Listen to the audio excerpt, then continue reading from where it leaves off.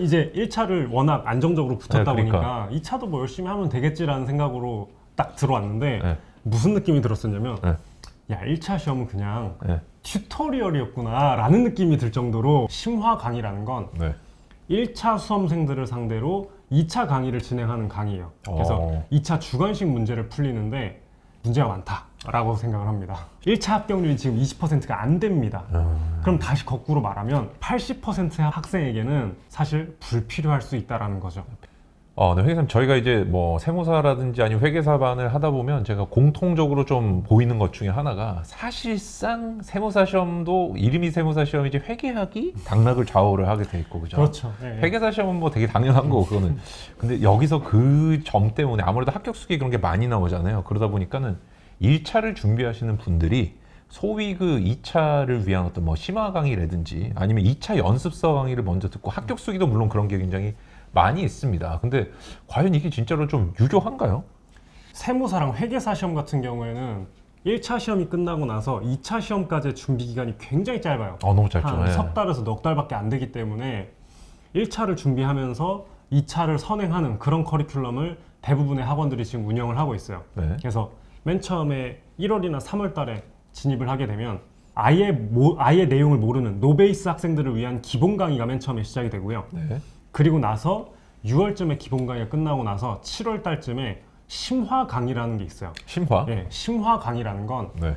1차 수험생들을 상대로 2차 강의를 진행하는 강의예요. 그래서 2차 주관식 문제를 풀리는데 이 기본 강의가 끝나고 나서 심화 강의를 진행하는 데 있어서 문제가 많다라고 생각을 합니다. 일반적인 우리가 다른 시험의 심화 강의라고 그러면요. 같은 범위의 내용을 더 깊이만 있게 하는 그런 느낌인데 그 형식이 달라지고 이렇진 않아요. 예를 들어서 뭐 변호사 시험도 객관식이 있고 주관식이 있고 옛날 사법 시험도 1차가 객관식, 2차 주관식이었는데 1차를 준비하는 학생한테 주관식을 가르치진 않거든요. 근데 지금 회계사 시험이나 세무사 시험에서는 이 소위 이 심화 강의라는 것들이 그 2차의 어떤 계산적인 그렇죠. 부분들을 네. 다룬다는 건가요? 네. 도움이 되나요? 이게 도움이 될 수도 있어요. 아주 제한적이고 특수한 경우에 도움이 되긴 한다. 도움이 될 수도 있어요. 될 수도 있다. 어떤 분들이냐면 네.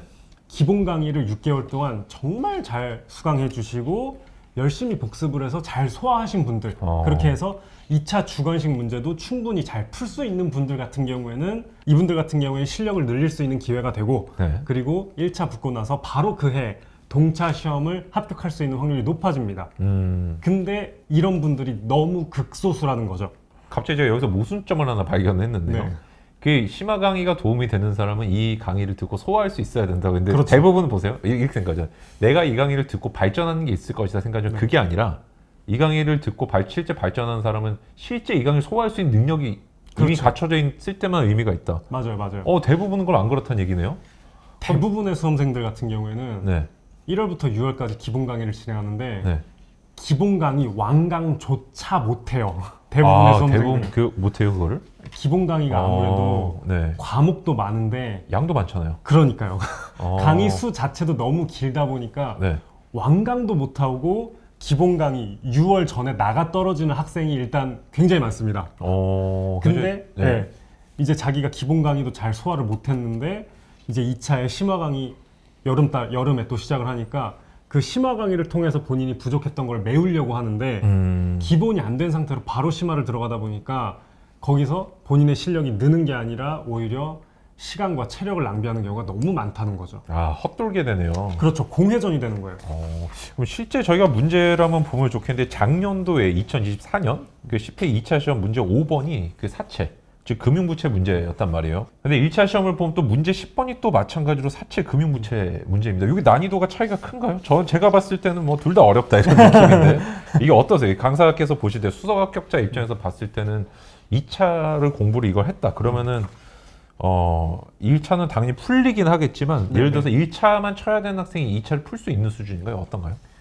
1차만 겨우 풀 수 있는 학생이라면 2차 문제 같은 경우에 손을 대기가 거의 어렵죠. 거의 어려워요. 일단 지금 사이즈만 보셔도 아시겠지만은 네. 회계사 1차 같은 경우에는 저희가 이제 시험 같은 경우에 2분할로 나와요. 시험지가 네, 2분할로 맞습니다. 나오는데 한 페이지도 다 안 차요. 네. 근데 2차 시험 같은 경우에는 2분할로 했을 때 지금 총 3페이지죠. 3페이지네. 네. 2분할로 했을 때 3페이지니까 똑같은 주제임에도 불구하고 문제 분량이 3배 이상 차이가 나는 거예요. 어. 거기에 이제 자료도 많고 네. 주제 같은 경우에도 기본 주제보다도 심화 주제가 2차 시험에 많이 나오기 때문에 네. 1차 내용도 잘 모르는 학생들이 2차 주관식 문제를 푼다. 거의 그냥 이제 나가 떨어지라는 나가 얘기밖에 안 떨어지구나. 되는 거죠, 사실상. 아, 그래서 이게 1차가 된 분들 보면은 1차 성적 잘 받는 분도 있잖아요. 이런 분들이 2차로 막상 돌입하면 네. 지금부터 본 게임이다 이런 얘기하는 것들이 그 얘기네요. 저도 정말 그 말에 공감을 하는 게 네. 저희 회계사 1차 시험이 550점 만점이에요. 네. 근데 제가 1차 시험 때 네. 커트라인에서 100점을 넘게 받았어요. 어... 커트라인에서 100점을 더 받아서 1차 시험을 합격을 했어요. 채점이 잘못된 거 아닌가요? 그게 점수가 그렇게 가능해요? 100점을 넘게 얼마나 잘 받으신 거예요 이게? 와. 그때 이제 370점대가 커트라인이었는데 네. 제가 470점대로 합격을 했었거든요. 그러니까 이제 대단하시다. 굉장히 1차를 여유롭게 붙은 여유롭게. 네, 상황이었죠. 어떻게 보면 약간 마스터했다 이런 느낌이죠. 그렇죠, 그렇죠. 네. 1차에서는 거의 이제 자신 있는 상황이었는데 솔직히 2차 그냥 지금 치면은 풀 수 있을 거다 생각하셨겠네요? 1차요? 아, 2차 문제 이제 돌입할 때 내 2차도 이렇게 점수를 잘 아. 받았는데 2차 그쵸, 뭐 연습 그쵸. 문제 정도 내가 껌이겠다까지는 아니어도 풀 수 있겠다. 그 이제 1차를 워낙 안정적으로 붙었다 네, 그러니까. 보니까 2차도 뭐 열심히 하면 되겠지라는 생각으로 딱 들어왔는데 네. 무슨 느낌이 들었었냐면 네. 야 1차 시험은 그냥 네. 튜토리얼이었구나 라는 느낌이 들 정도로 튜토리얼이에요. 심한데? 회계사 1차 아. 시험도 쉬운 시험이 절대로 아닌데 네. 2차로 오니까 1차는 또 그에 비해서 아무것도 아니었던 거예요. 아. 그래서 2차 시험이 저한테도 네. 1차 시험 커트라인을 훌쩍 넘긴 사람한테도 굉장히 어려웠다라는 기억이 있어요. 야, 그러면은 이게 기본 강의를 지금 6개월 동안 미친 듯이 소화도 못하고 달려온 그러니까요. 학생들이 이걸 푼다는 건 사실 말도 안 되는 거네요? 그러니까 이제 대부분의 수험생들은 심화 강의가 오히려 독이 될 수 있다 이겁니다. 아. 실력이 늘려면 네. 내가 어느 정도 어떤 주제들이 있고 네. 각 주제별로 풀이법이 어떻게 되고 이게 기반이 된 상태로 네. 이제 그 다음에 문제가 응용이 돼서 나오잖아요. 네. 내가 풀이법을 딱 중심에 받고 네. 이 중심을 바탕으로 개별 문제들을 볼 수 있는 수준이 되어야 하는데 네. 이 중심이 안 잡혀 있는 상태로 응용된 문제들을 하나씩 처리를 하다 보면 네. 이 중심이 흔들리는 거죠. 문제에 질질 끌려다니는 거죠. 자, 그럼 여기서 제가 교동학생들 지도할 때 예상되는 말 한 2가지 정도 있어요. 네. 첫째가 뭐냐면 회계사님 저는 네. 시험 동차로 돼야 되거든요. 네. 근데 심화 강의 소화 못하면 안 들으면 네. 동차 안 되지 않나 이렇게 하면 어떻게 해요? 그러니까 만약에 네. 내가 무조건 동차를 해야 되고 네. 난 동차 아니면은 시험을 안 볼 거야 네. 라고 하는 학생이라면 봐야겠죠. 네. 근데 대부분의 학생들이 어차피 지금 회계사 시험 같은 경우 평균 합격자의 수험 기간이 3년 반이거든요. 네. 그래서 1차도 사실 한 번에 되는 경우가 많지 않고 동차는 더더욱 낮고 네. 그래서 뭐 2년 반 또는 3년 반 이렇게 2회까지 걸쳐서 합격하는 경우가 많은데 그래서 대부분의 학생들 같은 경우에 나는 그냥 안정적으로 붙는 게 목표다라고 하신다면 사실 그 심화 기간에 심화보다는 1차 기본 강의를 복습할 수 있는 걸 훨씬 더 추천을 드리는 거죠. 한편으로는 우리가 이 심화 강의를 듣는 걸 얘기를 하기 전에 합격률 한번 보면 좋겠는데 1차 합격률 도대체 얼마나 되는 거예요? 회계사랑 세무사? 다들 이렇게 뭔가 꿈은 있어요. 나도 네, 치면은 된다라든지 네, 뭐 네. 생동차든지 뭐지 뭐 그런 건 모르겠지만 어쨌든 1차도 당연히 되는 것처럼 뭐 동차 준비하고 그다음 심화 강의 듣는데 합격률 도대체 어떻죠? CPA부터 한번 볼까요? 회계사 1차 같은 경우에는 상대평가예요. 그래서 경쟁률에 따라서 자동으로 결정이 되는데 2022년도에 17%였고요. 17%. 23년도에 19%였고요. 네. 24년도에 21%였어요. 그래서 20% 전후로 왔다 갔다 한다고 보시면 되겠습니다. 우리 절대 평가인 세무사 시험 어떻죠? 세무사 1차 시험 같은 경우에는 4과목 평균 점수가 60점이 넘으면 합격인 절대 평가예요. 근데 60%만 넘기면 됨에도 불구하고 합격률이 높지 않습니다. 오히려 회계사 1차보다 더 낮은 편이에요. 이건 또 놀랍네요. 60% 절대평가여서 저도 사실 강의를 하기 전까지는 뭐 60% 절대평가니까 대부분 붙겠지라고 생각을 했었어요. 네. 그래서 저도 이 데이터를 보고서 좀 놀랐었는데요. 22년도 같은 경우에는 상대적으로 좀 높았어요. 37%였는데 22년도를 제외하고 최근 시험 21년도, 23년도, 24년도 같은 경우에는 16%였어요. 평균적으로 16%. 16%. 그래서 20%가 안 되는 거죠. 그래서 여기서 좀 제가 하고 싶은 말씀은 지금 심화 강의를 들으면서 얘기를 하는 게 이걸 들어야 내년 2차까지 안정적으로 붙을 수 있다라고 많이들 주장을 하시고 학원에서도 그런 식으로 마케팅을 많이 하거든요. 근데 일단 1차를 합격해야 2차도 볼 수 있는 건 다들 아실 거 아니에요. 아, 그렇죠. 그게 중요하죠. 1차 합격률이 지금 20%가 안 됩니다. 그럼 다시 거꾸로 말하면 80%의 학생에게는 심화 강의가 지금 사실 불필요할 수 있다라는 거죠. 100명이 치면은 20명 정도 많이 심화 강의가 의미가 있고 공부한 게 연결되는 거, 나머지 분들은 사실은 그렇게 한 것은 시간과 에너지 낭비일 수도 있다는 그렇죠. 거네요. 심지어 세무사 1차 시험 같은 경우에는 꽈락률이 정말 높아요. 어. 과목별로 40점을 넘겨야지만 꽈락을 피할 수가 있는데 세법학 개론 최근 들어 50%가 계속해서 넘고 있고요. 네. 회계학 개론 같은 경우에는 60%에 달합니다. 야. 작년 같은 경우에 회계학 개론 꽈락률이 67.5%였고요. 그리고 25년도 올해 시험은 치러졌고 아직 채점 결과가 나오지 않았기 때문에 꽈락률이 나오지 않았습니다만 작년 시험이랑 난이도가 비슷했어요. 올해 시험도 굉장히 어려웠기 때문에 올해도 60%가 넘을 거라고 생각이 들고 있어요.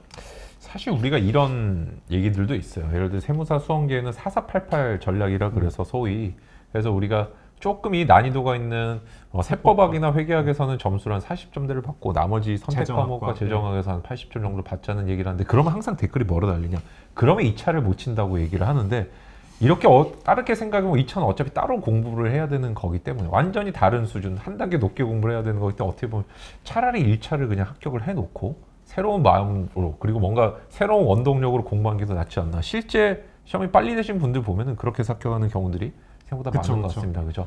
물론 이제 4488을 해버리면 실제 점수는 아마 266 정도가 나올 거고, 그 정도로 목표를 잡으면 안 되겠지만, 한 그래도 너무 높게 막 내가 여기부터 막 뭐 심화 강의를 듣고 2차생들처럼 막 연습 풀고 이런 느낌보다는 한 70점 정도를 목표로 하면 60점 정도 받을 수 있지 않을까. 네, 맞습니다. 뭐 안 되지 50점 정도 받을 수 있지 않을까, 이런 생각도 좀 들긴 하거든요. 요번에 이제 관리반에서 1차 합격하신 학생분들도 네. 회계학 세법에서 막 50점 맞아요. 이상 이렇게 득점해서 합격하신 분들은 거의 없고요. 거의 없어요. 회계학 세법에서 40점대, 그리고 재정학이랑 법에서 막 70점대, 80점대, 80점대. 이렇게 해서 합격하신 분들이 다요. 저희 전체로 통계가 있기 때문에, 그죠? 네. 이번 점수를 다 여쭤보니까. 그래서 제가 마지막에 저희가 관리반에서 강조하는 것들이 사실 이제 풀이법, 소위 왁구라는 건 한 번 생기면 없어지지가 않아요. 얘가 잘못 들어간 게 문제인 거지 까먹진 않는데, 예를 들어서 이거 3일 안 봤다고 까먹고 이러진 않습니다. 그런데 말 문제 같은 것들은요, 3, 4일이 되게 중요하거든요. 그래서 저희가 마지막에 자꾸 연습을 시켜드리는 게 실전에서의 그런 어떤 문제풀이 순서, 실전 연습이랑 그 다음에 막판에 막 단기로 때려 넣어야 되는 것들이 있어요. 그런 과목들을 했는데 상당히 주효했던 것 같아요. 네, 맞습니다. 말 문제도 많이 맞히시고, 선택 과목들도 그런 식으로 좀 정복하시면서, 제가 그래서 든 생각 뭐였냐면은, 사실 저희가 관리하면서 되게 빡세게 막 그 풀이법 패턴 정리하라고 시키고 요약시키고 그러는데, 점수를 보고 사실 깜짝 놀랐어요. 다들 막 점수가 생각보다 반타작이 거의 안 되셨는데, 이런 분들이 그런데 합격을 다 하시니까. 근데 그런 분들 어쨌거나 다 2차 치고 또 합격하시거든요. 맞아요. 그러면 그 과정에서 세무회계 다 올라가기 때문에 점수들이, 그러면서 한번 여러분들 전략을 다시 한번 고민해 보셔야 되는 시점이 아닌가, 그런 생각이 듭니다. 통계를 가지고 자꾸 접근 한번 해보시면 좋겠어요. 내가 과연 이 20%에 들어갈 건지. 사실 우리가 통계를 한번 확인을 해봐도 소위 이 동차생이라 그래서 그 한 해의 시험이 다 붙는 사람들이 10% 전후밖에 안 돼요. 그래서 24년도 같은 경우도 CPA를 보면은 동차생이 한 11.9% 정도. 네. 그 다음에 2023년은 심합니다. 4.8%요. 2022년 10.3%. 그러니까 5에서 한 10% 정도로 왔다 갔다 하는 그런 느낌이고. 그러니까 이 자료가 이제 전체 합격생 대비 동차생의 숫자의 비율이에요. 그죠? 근데 이제 동차생의 입장으로 보면은 본인의 합격 확률이 궁금할 거 아니에요. 아, 그죠. 또 본인의 합격 확률로 보면 더 낮아요. 더 낮아져요. 이제 마지막 박스예요. 네. 2022년도 6.9%, 6.5%. 2023년도 2.4%, 24년도 7.1%, 10%가 안 돼요. 10%도 안 되고. 근데 어떻게 보면은 내가 이런 아름다운 커리큘럼을 따라간다는 거는, 나는 이 10%가 안 되는 5% 전후의 확률에 들겠다. 그러니까요. 100명 중에 나는 5등 안에 들 수 있다. 이 정도 자신감이 있어야 사실 어떻게 보면 도움이 되는. 그렇죠. 그러니까 제가 맨 아. 처음에 심화 강의도 네. 아주 소수의 특수한 학생들한테만 도움이 될 거다라고 말씀드렸던 게 한 5에서 10%의 학생들인 거예요. 아, 이를 제외한 90에서 95%의 학생들한테는 심화 강의가 오히려 도움이 안 될 수 있다는 거죠. 그러니까 우리가 여기서 하나 알아야 되는 게 생존자 편향이라는 게 있어요. 생존자 편향. 그게 뭐냐면은, 전쟁에서 이제 비행기가 출격을 하잖아요. 그중에 살아서 돌아온 조종사가 있어요. 그래서 뭐라 그러냐면, 내가 요리조리 되니까 포탄 피해지고 이렇게 갔다 그러니까 사람들이 다 그거 따라하는 거예요. 근데 다 죽어요. 그래서 그 사람이 살아남은 걸 갖고 그게 일반화 시키면 안 돼요. 그래서 합격 수위 같은 거 분석은 잘 해야 되고 많이 봐야 되지만 나도 이 사람처럼 될 수 있다는 거는 큰 착각이라는 거 그냥 참고로 해주셔야 되고. 근데 우리가 주로 이제 저도 뭐 수석 합격자 걸 보라든지 최연소를 보라고 많이 말씀을 드리는데 기술적으로 배울 게 많으니까. 근데 나도 수석 합격을 할 수 있다든지 최연소를 합격할 수 있다 이런 건 목표가 현실적이진 않잖아요. 그러니까 이제 저도 수석 합격자잖아요. 네. 근데 저는 심화 강의를 들었어요. 네. 근데 저는 심화 강의를 추천드리지 않는 거예요. 안 넣고 오히려, 왜냐면은 네. 모든 수험생들이 다 저처럼 공부를 할 수는 없으니까요. 할 수 없죠. 예. 만약에 제가 했다고 해서 여러분도 다 들으세요라고 얘기하면 아까 그 얘기랑 똑같은 거죠. 똑같게 돼버리는 네. 거죠. 그래서 오히려 더 좀 솔직하게 좀 네. 말씀을 드린다면 좀 도움이 되는 방향으로 한다면은 그것보다는 우리가 심화 강의보다는 뭔가 내가 사실 어떻게 보면 우리가 사실상 당락을 좌우하는 이 회계학이라는 이런 과목들은 소위 왁구라고 하는 접근법이 되게 중요한 거죠. 그렇죠. 근데 지금 학원의 실정들을 봤을 때 그런 걸 직접 다뤄주는 강의나 책은 없는 것 같던데요. 거의 사실상 없다고 봐도 무방하죠. 그래서 우리가 특히나 예를 들어서 뭐 재시생이라는 이런 분들을 위해서는 특히나 뭐 초시생도 마찬가지지만 그런 걸 뭔가 딱 부족한 걸 짚어주는 강의는 조금 부족했다는 생각도 네네. 들긴 하는 것 같습니다. 어떤가 여기 대한 어떤 뭐 대안이나 해결책 같은 건 좀 있으신가요? 제가 이제 이전 영상에서도 말씀드렸지만은 지금 기본서가 굉장히 분량이 두껍고 그리고 그 분량 안에서도 대부분의 내용이 기준서 원문 또는 세법 규정 원문이 들어가 있고 실질적인 문제 푸는 방법에 대한 기술이 안 되어 있는 경우가 대부분이에요. 그리고 뭐 객관식 교재를 보더라도 연습서도 마찬가지고요. 그냥 문제가 바로 나와요. 1번 문제 바로. 그리고 해설. 2번 문제 바로. 해설. 이렇게 나와 있고 정작 문제를 어떻게 풀어야 되는지에 대해서 설명을 자세히 하고 있는 책이 거의 전무하다라고 보셔도 무방하다라는 거죠. 제가 이제 전체적으로 저희가 지난 다른 번도 한번 짚었지만 기존의 이제 강사님들 저희가 사실 영상을 올리니까 밑에 수험생분들이 공감을 좀 많이 하셨나 봐요. 맞아요, 뭐 어떤 맞아요. 게 제 가장 기억에 남냐면 야 솔직히 강사님들이 왜 책에다가 풀이법을 안 써주는지 모르겠다. 그러니까 본인이 책에서 본 풀이랑 수업 시간에 환수한 풀이랑 너무 달랐다는 거예요. 네, 아마 제가 유추해 보기로는 네. 왜냐면 제가 그 교수님들이 아니니까 네. 책이 좀 불친절해야 불친절해. 강의를 보니까 아마 그런 식으로 교재가 구성되어 있지 않을까 조심스럽게 그래서 여기 삭제가 되는 거 아닌지 우려스럽습니다. 어쨌든 유추해 봅니다. 우리 학생의 수험생의 차원에서 한번 얘기를 해본다면 네. 그런 솔직한 책이나 강의들이 네. 조금 없는 실정이고 네, 네. 전 사실 그래서 회계사님을 뭐 만나뵙기 전에 제가 영상을 찍어서 그런 게 아니고 저는 이제 사실 집중관리반 지도를 회계사님 만나뵙기 전부터 세무사 회계사도 해왔고 그렇지만 그때 패턴 회계학 추천을 많이 했던 것들이 네, 네. 저는 오히려 3자니까 분석이 좀 편하더라고요. 그래서 제가 보통 테스트를 해보거든요. 그러니까 무슨 시험을 치더라도 이 사람이 어느 정도 공부가 됐고 나는 다음 단계를 준비하겠다 그러면 잠시만 앞에 걸 한번 해보자 그래서 문제 어느 정도 풀리느냐 정확도 있냐 그러면은 아 솔직히 어떤 문제는 답 보면 알겠는데 잘 모르겠다 이러면 접근법이 없다는 뜻이거든요. 맞아요, 맞아요. 내가 이걸 딱 봤을 때 번개처럼 이게 어떻게 풀겠다 떠올라야 돼요. 그러니까 사실 이후에 계산 실수나 이건 다음 문제고 정확도는 다음에 보는 거고 내가 어떻게 풀겠다는 로드맵이 있어야 되는데 그게 없는 분들은 그거를 집중적으로 보충해 줘야 되는데 그런 게 잘 없더라는 거죠. 그래서 맞아요. 저는 패턴 회계학 책도 많이 추천을 하고 있고 제가 알기로는 강의도 다른 분들 시수보다 한 절반 정도밖에 안 되지 않나요? 거의 한 50시간 정도였던 것 같은데 그죠? 다른 분들 뭐 예를 들어 기본 강의로 비유를 하자면 네, 그죠? 160시간 정도 하시는 분들이 대부분인데 저 같은 경우에는 지금 88시간으로 하고 있고요. 88시간 정도 그래서 기본 그렇게 해서 강의도 그렇고 네, 예. 아낀 시간으로 다시 한번 기본 강의를 복습할 수 있는 패턴 회계학을 48시간에 진행을 하고 있습니다. 그죠? 한 50시간 정도 됐던 네, 것 네, 같아요. 네. 제가 봤을 때. 맞습니다. 그래서 우리가 사실 몸에 칼슘이 부족하다 이랬을 때는 칼슘제를 먹어야 되는데 막 종합 비타민제를 다시 먹고 막 그런 데서 이 몸이 막 좋아지거나 그런 건 아니거든요.